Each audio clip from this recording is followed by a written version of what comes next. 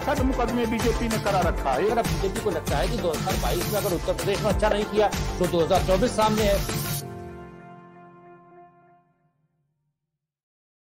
नमस्कार, news track show zero hour agenda Bharat का में आप सभी का स्वागत है। कोरोना की बीमारी एक ऐसी बीमारी आई है जिसने पूरी दुनिया को परेशान किया है।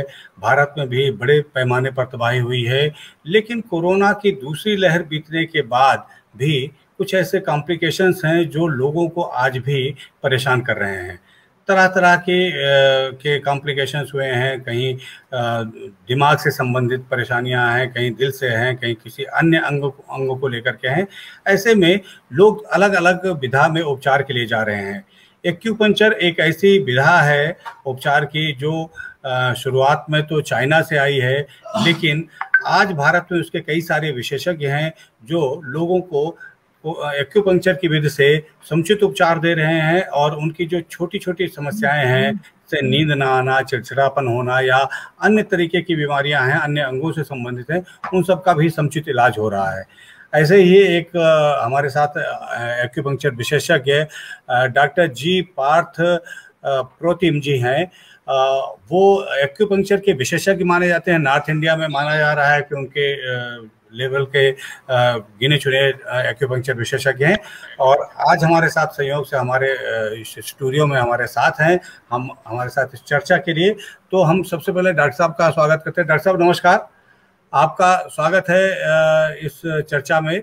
और सबसे पहले डॉक्टर साहब, पहला सवाल यही है कि हम लोग ये जानना चाह रहे हैं कि एक्यूपंक्चर की विधि कैसी है और ये कोरोना के साइड इफेक्ट या पोस्ट कोविड के बाद में ये कैसे अपना रोल प्ले कर रही है, किस तरीके से ये लोगों को लाभ दे पाने में सफल है। सर, एक तो ये बताएं कि एक्यूपंक्चर की विधि क्या है और एक्यूपंक्चर पोस्ट कोरोना में कैसे लोगों को लाभ दे सकती है। पोस्ट कोरोना के किस तरीके के मामले आपके पास आ रहे हैं?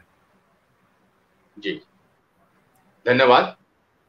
एक्यूपंक्चर दो शब्दों से बना हुआ एक शब्द है, एक्यू और पंक्चर। एक्यू का मतलब होता है निडल्स, सुइया, और पंक्चर का मतलब होता है टू पंक्चर, यानी पियर्स करना या चुभोना। सुई चुभोकर इलाज करने वाली जो विधि है इसको एक्यूपंक्चर कहलाता है। एक्यूपंक्चर को 2019 में भारत सरकार ने एक इंडिपेंडेंट हेल्थ केयर सिस्टम करके रिकॉग्नाइज कर दी है और अभी जोर शोर से एक्यूपंक्चर की जो एक तरह से कह सकते हैं कि प्रोपोगेशन एंड प्रमोशन है, उस पर भारत सरकार भी काम कर रही है। एक्यूपंक्चर पूर्ण रूप से एक ड्रगलेस थेरेपी है जिसमें कोई भी दवा का प्रयोग नहीं होती है। एक्यूपंक्चर में कुछ सब्सिडरी साथ में लेते हैं, जैसे एक्यूपंक्चर है, मॉक्सिबुशन है, इलेक्ट्रिकल स्टिमुलेशन है। इस तरह से कई सारे सब्सिडरीज है जो एक्यूपंक्चर में हम आमतौर पे साथ में करते हैं। अब बात रही एक्यूपंक्चर काम कैसे करता है, तो हमारी बॉडी में ऐसे बहुत सारे चैनल्स होते हैं, 14 चैनल्स होते हैं। आप देख सकते हैं ऐसे अलग अलग चैनल्स होते हैं और उन चैनल्स में हर एक चैनल्स में मिनिमम 13 से लेके 67 पॉइंट्स तक होते हैं। हर एक चैनल्स एक पाथवे होता है, एनर्जी चैनल के पाथवे होता है, उसमें अलग अलग बिंदु होती है। फॉर एग्जांपल ये एलाई है, यहाँ से स्टार्ट होती है ally 1, large intestine, large intestine 1 2 3 4 करके ऐसे करके 11 तक इसकी पॉइंट्स होती है। होता क्या है कि आमतौर पे फॉर एग्जांपल अगर किसी को गर्दन में दिक्कत हो रही है, ठीक है, यहाँ पे अगर सर्वाइकल में दिक्कत हो रही है, सर्वाइकल बोन में दिक्कत हो रही है, उसकी दूरियां कम हो रही है और उसमें नस दब रही है, तो यहाँ की जो एनर्जी चैनल्स है वो हैम्पर होती है, जिसकी वजह से यहाँ पे कंप्रेशन डेवलप होती है और हाथ में झुनझुनीपन या फिर दर्द होता है। तो हम एक्यूपंक्चर से वो जो एनर्जी की जो फ्लो है, उस एनर्जी फ्लो को हम प्रॉपर करते हैं, बॉडी की एनर्जी को हम री एनर्जाइज करते हैं, फ्लो जो बराबर एक बार हो जाता है। दूसरी इसकी अगर हम बायोकेमिकल चेंजेस में देखें तो जब एक्यूपंक्चर की नीडल्स हम लगाते हैं, पेशेंट को डिफरेंट पॉइंट्स पे लगाते हैं, तो ये तुरंत इसकी इंपल्स हमारे ब्रेन को जाती है और पिट्यूटरी ग्लैंड क्या करती है, हमारी जो न्यूरोट्रांसमीटर्स है जिसको हम लोग अपर हार्मोन कह सकते हैं, फॉर एग्जांपल इंडोर्फिन है, सेरोटोनिन है, इंकैप्लिन है, नॉरएड्रेनालिन है, ऐसे बहुत सारे दर्जनों ऐसे न्यूरोट्रांसमीटर जिसको हम लोग अपर हार्मोन कह सकते हैं, वो रिलीज होती है। फॉर एग्जांपल अगर किसी को डिप्रेशन हो रही है तो अगर हम जांच करेंगे तो उनकी जो सेरोटोनिन लेवल है हमारी बॉडी का वो कम पाया जाएगा। अब होता क्या है कि जब ऐसे पेशेंट हमारे पास आते हैं तो हम उसकी जो इंडिकेटेड पॉइंट्स होती है, पिक्चर पॉइंट्स होती है, उसमें हम निडलिंग करते हैं और उसको स्टिमुलेट करते हैं। ये स्टिमुलेशन ब्रेन को जाती है, पिट्यूटरी ग्लैंड तय करती है कि कौन सी सेरोटोनिन की, कौन सी न्यूरोट्रांसमीटर की कमी हो रही है, और धीरे धीरे करके वो न्यूरोट्रांसमीटर्स रिलीज होने लगता है और हम स्वस्थ होने लगते हैं। क्या बात है। तो ये तो कुछ ऐसा मिलता जुलता सा लगता है जैसे कि हमारे यहाँ का योग आसन है, और बताते हैं कि योग आसन में आप तमाम तरह के आसन करते हैं तो आपकी बॉडी खुद अपने आप अपने को फिट करने लगती है। तो कुछ उसी तरीके का मतलब मैं थोड़ा सा उसमें मुझे लग रहा है कि एक समानता हो सकती है। अब दूसरी बात आती है कि पोस्ट कोविड पेशेंट में ये किस तरीके से एक्यूपंक्चर कारगर है, और पोस्ट कोविड में आपके पास जो पेशेंट्स आ रहे हैं वो किस तरीके के पेशेंट आ रहे हैं, कैसी समस्याएं लेकर के आ रहे हैं, और जिनको लाभ हो रहा है इस एक्यूपंक्चर विधि से? जी, बहुत बढ़िया सवाल है सर। देखिए, पोस्ट कोविड अगर देखा जाए तो मैं 2020 से लगातार कोविड के पूरे समय मैंने काम किया, नॉन स्टॉप मैंने काम किया, और मैं अप्रैल 2021 में मैं खुद पॉजिटिव हो गया। लगभग 1 महीना मेरा काम बंद रहा जी। लेकिन उसके बाद मैं देखा हूं कि पोस्ट कोविड की जो पोस्ट कॉम्प्लिकेशन है, जो जटिलताएं हैं या आफ्टर इफेक्ट कह सकते हैं आप, उसमें अगर हम पॉइंट वाइज देखें तो सबसे पहले एक आ रही है, सबसे जो मैं मेन रूप से देख रहा हूं, एक डिप्रेशन और नेगेटिविटी, एक बिहेवियरल डिसऑर्डर। लोगों में बहुत सारा डिप्रेशन डेवलप हो रहा, लोग नेगेटिव होते चले जा रहे हैं, ऐसा लगता है कि लोग एकाकी होते चले जा रहे हैं, समाज से कटता चला जा रहा है। सबसे ज्यादा केसेस मेरे पास डिप्रेशन के आ रहे हैं। डिप्रेशन के एक अगला स्टेप होती है इंसोम्निया, यानी अनिद्रा। जब डिप्रेशन होता है तो हम धीरे धीरे करके अनिद्रा की तरफ जाते हैं, हमें नींद नहीं आती। दूसरा प्रॉब्लम है कि लोगों को ड्राई कफ हो रही, और ये बहुत सारे दवा लेने के बाद भी ड्राई जो सूखी खांसी है वो बंद नहीं हो रही है, क्योंकि हमारे लंग्स में उसका असर हो जा रही है। कई सारे लोग हैं जो रिकवर तो कर रहे हैं, लेकिन मुझे नहीं लगता कि कोई पेशेंट ऐसा है जो 100% रिकवर कर रहा है। कोई 70, कोई 60, 80, इस तरह से लंग की जो डैमेज है उससे रिकवर होने में समय लगता है। तीसरा प्रॉब्लम है, कई सारे लोगों को पेट की दिक्कतें हो रही है, गैस्ट्रोइंटेस्टाइनल प्रॉब्लम्स हो रही है, गैस्ट्राइटिस हो रही है। इस तरीके से अगर देखा जाए नटशेल में, तो सबसे ज्यादा जो प्रॉब्लम हो रही है वो बिहेवियरल डिसऑर्डर और डिप्रेशन की। डिप्रेशन तो अपर एज में ज्यादा हो रही है, लेकिन लोअर एज में मेरे पास 16-17 साल के बच्चे आ रहे हैं जिनको बिहेवियरल डिसऑर्डर हो रही है आफ्टर दिस कोरोना। तो अगर मैं उसको बहुत फाइन तरीके से कहूं तो depression is one of the end insomnia is one of the most common after effect और कॉम्प्लिकेशन ऑफ पोस्ट कोविड के बाद का। और इत्तेफाक से आपके पत्रकारिता जगत के कई सारे हमारे मित्र हैं या हमारे पेशेंट्स हैं जो कोविड उनको हो चुका है और मेरे पास उनकी ट्रीटमेंट अभी भी चल रहा है और उनको बहुत आराम है। तो नेगेटिविटी थी उससे बाहर आए, नींद आना प्रारंभ हो गया, ठीक है, एक डेली रूटीन में जी रहे। सर में बहुत सारे लोगों की भारीपन रहते हैं, सर में बराबर दर्द रहता है, इस तरह की बहुत सारी चीजें जो पोस्ट कोविड लोगों को डेवलप हो रहा था, ऐसे बहुत सारे पेशेंट मेरे पास है जिनको मैं बहुत सक्सेसफुली ट्रीट कर रहा हूं। जी, तो इसमें फिर इस तरीके की बीमारी में कितना समय लगता है? आपके पास अगर लोगों का उपचार होता है तो उन्हें कितनी सिटिंग्स आपको देनी होती हैं, और कब कब किस अंतराल पर आना होता है, कितना टाइम लगेगा उनको रिकवर होने में? जी बिल्कुल, देखिए आमतौर पे एक्यूपंक्चर का एक जो सेशन होते हैं वो 15 डेज का हम आमतौर पे करते हैं, कुछ लोग 10 दिन का भी कर सकते हैं। आमतौर पे मैं यहाँ पर 15 डेज 15 दिन का एक सेशन करता हूँ। ये 15 दिन पेशेंट को लगातार लगभग आधे घंटे से लेके 45 मिनट या 50 मिनट मान के चलिए, पेशेंट को लगभग हर दिन आना होता है। अगर ब्रेक ना हो बीच में तो बेहतर है, अगर 1-2 दिन का ब्रेक हो भी जाता है तो ऐसे कोई बहुत परेशानी की बात नहीं है। ऐसे 15 दिन के 1 से 2 सेशन में जो पोस्ट कोविड के केसेस में देख रहा हूँ उसमें मैक्सिमम 2 सेशंस लग रहे हैं, उससे ज्यादा नहीं लग रहे। 2 सेशन में पेशेंट बिल्कुल स्वस्थ होकर अपना घर लौटते हैं। ऐसे छोटे छोटे बच्चे भी है 16, 17, 18, 19 साल के भी जो हमारे पास जो एक सेशन में वंडरफुली रिकवर करके घर। क्या बात है, ये तो जादुई है। और मतलब बगैर किसी दवा के और सब लोग 15 दिन में अगर रिकवर कर सकते हैं। आमतौर पर जो मेरी जानकारी में और सारे केसेज हैं एलोपैथी या अन्य पैथी में जो लोग ट्रीटमेंट ले रहे हैं वो 15 दिन में तो रिकवरी नहीं हो रही है, 15 दिन से भी ज़्यादा मतलब महीने 2 महीने लोगों को इलाज करते हुए हो गए हैं। अब एक सवाल और है कि एक्यूपंक्चर की ये जो विधि है वो कौन कौन से रोग में कारगर है? क्योंकि मैं बात कर रहा हूँ तो मैं सोच रहा हूँ कि और पोस्ट कोविड क्यों, आपसे और बातें भी कर लूँ, तो अन्य बिल्कुल, किन बहुत सुंदर। रोगों में ये कारगर हो सकता है? देखिए, एक्यूपंक्चर वैसे एक कंप्लीट मेडिकल सिस्टम है। We can treat each and every type of disease by acupuncture. लेकिन इंडिया में हम खासकर दो तरह के केसेस सबसे ज्यादा हम लेते हैं, मेरे यहाँ भी सबसे ज्यादा वही केसेस है। जितने पेनफुल कंडीशंस में जैसे सर्वाइकल स्पॉन्डिलाइटिस है, गर्दन का दर्द, लंबर स्पॉन्डिलाइटिस है, कमर का दर्द या स्लिप डिस्क या शियाटिका कह सकते हैं। उसके अलावा फ्रोजन शोल्डर है, गर्दन का दर्द, या टेनिस एल्बो है जो हमें टेनिस खेलने पे जो पोस्चर होती है उसमें दर्द।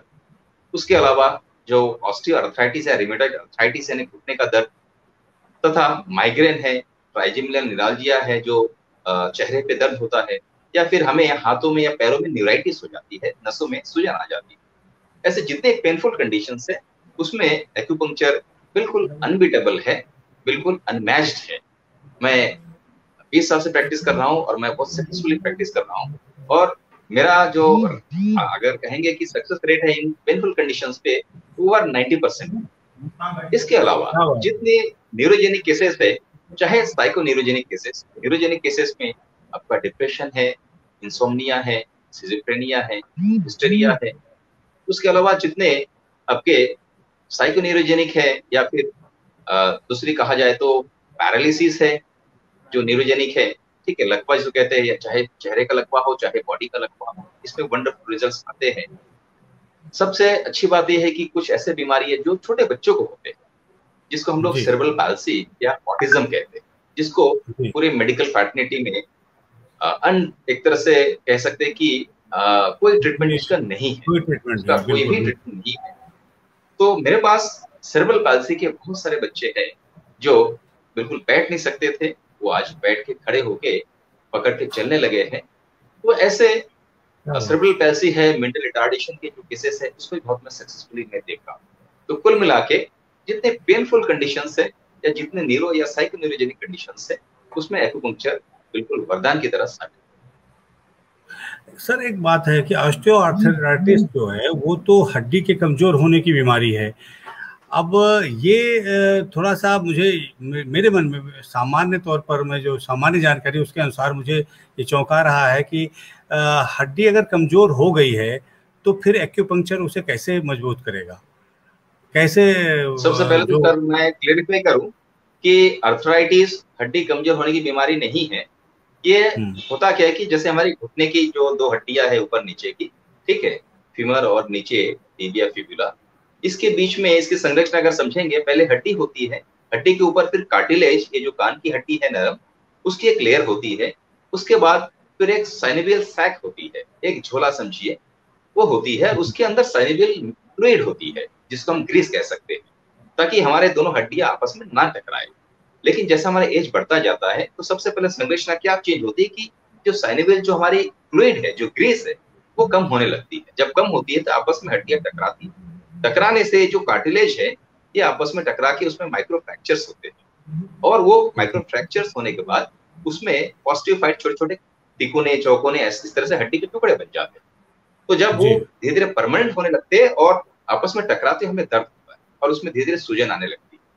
हम एक्यूपंक्चर से करते क्या है, हम उन जॉइंट के अंदर हम निडल डालते हैं, डाल के उसको हम स्टिमुलेट करते हैं।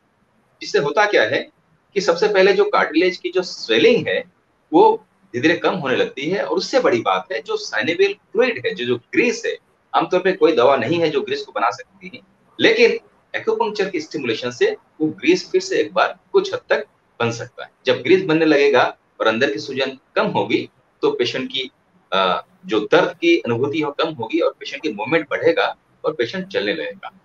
मेरे पास लकीली कई सर्जन्स है एज ए पेशेंट, आप कभी आएंगे तो मैं मिलाऊंगा, कि जो एमएस है, एमसीएच है, लेकिन मेरे यहाँ कमर और घुटने की इलाज मेरे यहाँ करा है।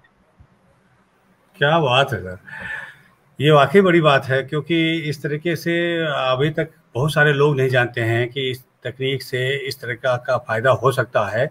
और आमतौर पर लोग तो रिप्लेसमेंट की ओर भागते हैं फिर, है ना। और एक और जो मेरे पास सवाल है वो ये है कि लेबर पेन और एक्यूपंक्चर ये कैसे? लेबर पेन तो डिलीवरी के समय डॉक्टर कहते हैं लेबर पेन होना जरूरी है, जितना लेबर पेन होगा उतना हेल्दी चाइल्ड, हेल्दी बेबी जन्म लेगा, और एक्यूपंक्चर उस लेबर पेन को कम कर सकता है। कैसे ये संभव होता है, और फिर इसका कोई साइड इफेक्ट भी कोई होता है क्या? नहीं, कोई नहीं। मैं बहुत ही बढ़िया प्रश्न है, इसके लिए आपको साधुवाद। सर, लेबर पेन तो एक नेचुरल प्रोसेस है। यहाँ से जूलियस सीजर से पहले कभी सिजेरियन हुआ नहीं है। Julius Caesar was the first case जिनको सिजेरियन हुआ उनके पैदाइशी में। इसके पहले सारा चीजें बिल्कुल नेचुरल नॉर्मल आज भी होते हैं। अब लेबर पेन में हम लोग क्या करते हैं कि हम लोग लेबर पेन को कम नहीं करते, लेकिन मैं अपने सामने मैं सिजेरियन होते देखा है मैंने, मेरे सीनियर्स ने किया, मैंने तो नहीं किया, मेरे सीनियर्स ने किया, जिसमें एक्यूपंक्चर एनाल्जेसिया लगाया गया। दो चीजें, एक एनेस्थेसिया होती है और एक होती है एनाल्जेसिया, यानी दर्द ना होना। एनाल्जेसिक आप समझते हैं, एनाल्जेसिक का मतलब दर्द, ठीक है। तो एनाल्जेसिया में क्या करते हैं, हम निडल्स ऐसे जगह पे लगाते हैं, ऐसे पॉइंट्स लगाते हैं कि लेबर पेन से उसमें कोई फर्क नहीं पड़ना, बच्चा होगा लेकिन ठीक है उसको दर्द नहीं होगा। तो ये दोनों थोड़ा सा कंट्राडिक्टरी है, लेकिन उस दर्द को एक्यूपंक्चर बिल्कुल होम्योस्टैटिक है, ये इक्विलिब्रियम पे भरोसा रखती है। जैसे अगर किसी को डिसेंट्री हो रही है तो हम निडल लगाएंगे तो डिसेंट्री कम हो जाएगी। उसके उलट डिसेंट्री कम कैसे होगी? जब जो आंतों की पेरिस्टाल्टिक मूवमेंट है वो जब कम होगी तो डिसेंट्री कम हो जाएगी, लेकिन ज्यादा कम हो जाएगी तो हमें कॉन्स्टिपेशन हो जाएगा। तो हम कॉन्स्टिपेशन के पेशेंट भी करते हैं, उनकी जो आंतों की जो पेरिस्टाल्टिक मूवमेंट है वो कम हो जाती है, हम निडल्स को बढ़ाते हैं, डिसेंट्री में घटाते हैं। तो एक्यूपंक्चर बिलीव्स इन इक्विलिब्रियम, जो बीच में है उस पे लाएगी। तो ये कैसे सर? एक्यूपंक्चर में जी एक्यूपंक्चर में देखिए कोई भी दवा की जरूरत नहीं है, हम एक भी टैबलेट पेशेंट को नहीं देते, ठीक है। हम सिर्फ एक्यूपंक्चर से पेशेंट की बॉडी की एनर्जी को रीएनर्जाइज करके पेशेंट को ठीक करते हैं। तो ना कोई दवा की जरूरत है, ना दवा जब नहीं है तो कोई साइड इफेक्ट, कोई डर नहीं है, ना कोई आफ्टर इफेक्ट की डर है। इसलिए एक्यूपंक्चर एक होलिस्टिक अप्रोच के साथ बहुत वंडरफुली काम। सर, इसमें तो पेशेंट को एक्सपर्ट के पास जाना भी बहुत जरूरी है, क्योंकि अगर वो निडल कहीं सही प्लेस पर नहीं पेनिट्रेट हुई तब तो फिर नुकसान भी हो सकता है, क्योंकि जैसा आप बता रहे हैं कि वो चीज़ों को इक्विलिब्रियम की ओर ले जाते हैं आप, तो कभी घटाना भी है बढ़ाना भी है, दोनों काम उसी निडल से हो रहा है। तो ये एक समस्या तो होगी लोगों के सामने, आम आदमी कैसे करेगा? देखिए बहुत ही इंपॉर्टेंट क्वेश्चन है, क्योंकि एक्यूपंक्चर बिलीव्स इन एक्यूरेसी। आपको शहर में या देश भर में एक्यूप्रेशर के बहुत सारे डॉक्टर्स मिल जाएंगे, लेकिन एक्यूपंक्चर के डॉक्टर बहुत सीमित है आज के डेट पे। उसमें भी ये तो बहुत ही इंपॉर्टेंट है कि अगर आप जिनको एक्सटेंसिव नॉलेज नहीं है, जो एक्सपर्ट नहीं है, उनसे कराएंगे तो डेफिनेटली उसका साइड इफेक्ट या उसका नुकसान भी हो सकता है। अब बात रही कि आप कैसे तय करेंगे कि जिस डॉक्टर के पास आप जा रहे हैं तो वो एक्सपर्ट है या नहीं है, तो आपको थोड़ा उसके लिए स्टडी करना होगा, उसकी बैकग्राउंड आपको देखना होगा, ठीक है। आजकल गूगल बाबा है ही है, गूगल बाबा भी बहुत सारी चीजें ठीक बताती है, तो गूगल के थ्रू भी आप सर्च कर सकते हैं किसकी क्या रेटिंग्स है, किसकी क्या रिव्यूज है, ठीक है। क्योंकि पेशेंट अच्छा होगा तभी वो रिव्यू लिखेगा। इसीलिए इन सब चीजों वो आजकल बहुत बड़ी प्रॉब्लम नहीं है। अगर पेशेंट चाहता है तो अपने मोबाइल पे ही उसको सर्च कर सकता है, बेस्ट डॉक्टर को आप अप्रोच कर सकते हैं। जो इसमें निडल्स का आप प्रयोग करते हैं उनको, उनकी मतलब आजकल तो कोरोना और तमाम चीज़ें हैं, संक्रमण फैल रहा है, तो निडल्स को लेकर के क्या किया जाता है? क्या स्टरलाइज करते हैं, कैसे करते हैं उनको? देखिए आमतौर पे पिछले कुछ सालों से, पहले तो स्टरलाइज वगैरह होता था, लेकिन अभी पिछले कुछ सालों से हमारे पास डिस्पोजेबल निडल्स आ गए हैं, ठीक है। हमने पेशेंट को लगाया और उसको निकाल के हमने हटा दिया, उसको हम थ्रो कर दिए, फिर अगला दिन फिर नया निडल लगता है, फिर अगला दिन नया निडल लगता है। इसीलिए क्रॉस इन्फेक्शन का कोई भी चांसेस नहीं है। वैसे 20 साल में मैंने तो एक केस क्रॉस इन्फेक्शन का या फिर किसी भी तरह कॉम्प्लिकेशन का नहीं देखा है। ना मेरे दर्जनों मेरे जो साथी मित्र है जो पूरे देश भर में या विदेश में भी प्रैक्टिस कर रहे हैं, उनसे भी किसी से मेरे पास रिपोर्ट नहीं आई है कि एक्यूपंक्चर निडल किसको सेलुलाइटिस कर दिया या फिर कोई क्रॉस इन्फेक्शन। इसीलिए उसमें कोई घबराने की 1% की बात नहीं। चलिए सर, ये तो अच्छी जानकारी है। और मैं तो ये कहूँगा कि राजधानी लखनऊ में आप जैसा एक विशेषज्ञ है एक्यूपंक्चर का, तो उससे लोगों को फायदा मिल रहा है और आने वाले समय में और लोग फायदा उठाएंगे। ये एक अच्छी जानकारी रही। हम लोग नहीं सोचते थे कि कोरोना के जो पोस्ट कोविड हालात हैं उनमें जो कॉम्प्लिकेशंस हो रहे हैं, उन कॉम्प्लिकेशंस में एक्यूपंक्चर भी मददगार हो सकता है। आपके साथ जानकारी से ये आपसे बातचीत करके ये जानकारी मिली हम सब लोगों को, और ये जो एक तरीके का एक नया रास्ता खुला है, एक नए रास्ते पर जा कर के हम लोग हेल्दी हो सकते हैं। इस चर्चा में आपने हम लोगों के साथ साझेदारी की, आप जुड़े, इतनी अच्छी बात बताई, सारी जानकारी लोगों को मिली, ये लोगों के लिए उपयोगी होगी। इस चर्चा में आपके शामिल होने के लिए आपका बहुत बहुत आभार। हम अगली चर्चा में आपसे फिर मिलेंगे। नमस्कार। धन्यवाद। नमस्कार।